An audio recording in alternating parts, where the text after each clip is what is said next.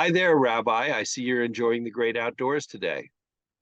The outdoors is always a good place to think, to reflect, and to talk to you.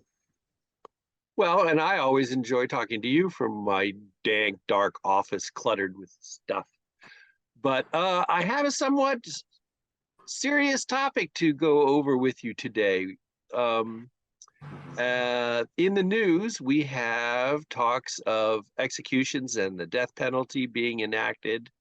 It has started being enforced more and more in different states in the United States and, of course, around the world. Now, here we draw the line in the sand. I was raised Catholic, and the Catholic Church has a very dim view. By that, I mean no death penalty. They're constantly, they're firmly against that. But the saying, I want to go Old Testament on you, is a popular expression, meaning that in the Torah Right. stories, God is very punishing and not afraid to turn somebody into a pillar of salt or flood the earth or anything else, whatever it takes. What's the fundamental difference here? The Torah makes it clear an eye for an eye, a tooth for a tooth, a life for a life. So now we have the basic text. In the Talmud and the Midrash and the Mishnah, the rabbis of the period were very disturbed or bothered by the idea of the death penalty.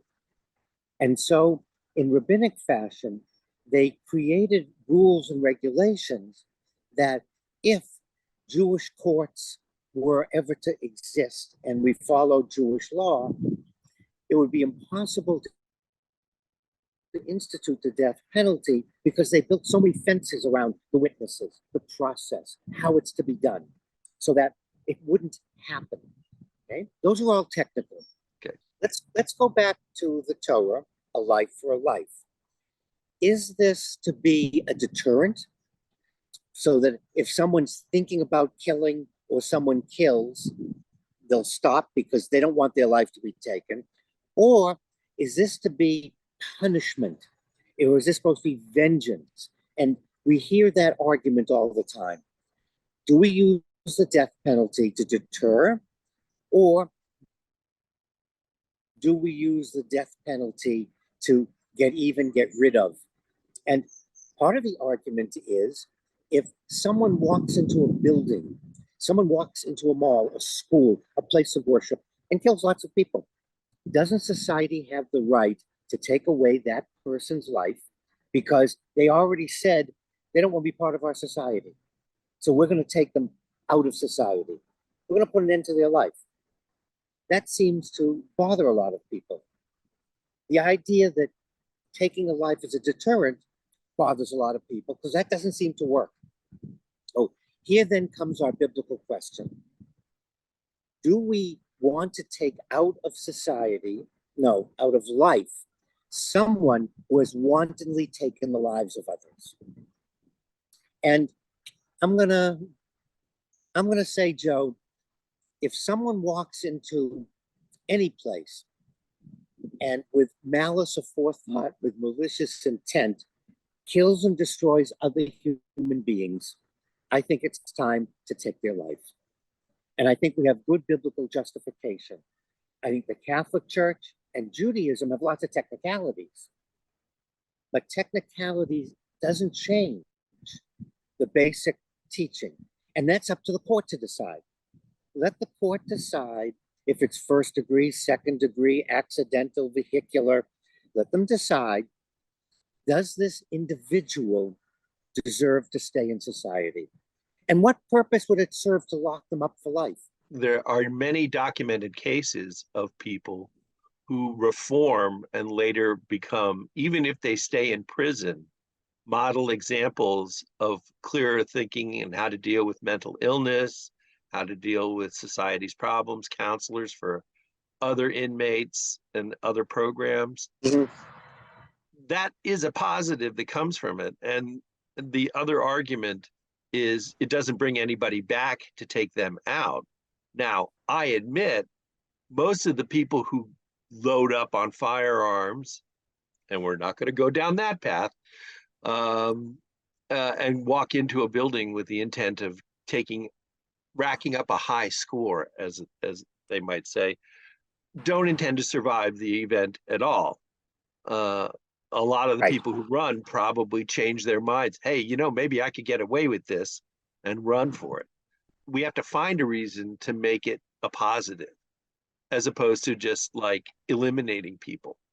And turning them into fertilizer is one thing, I suppose.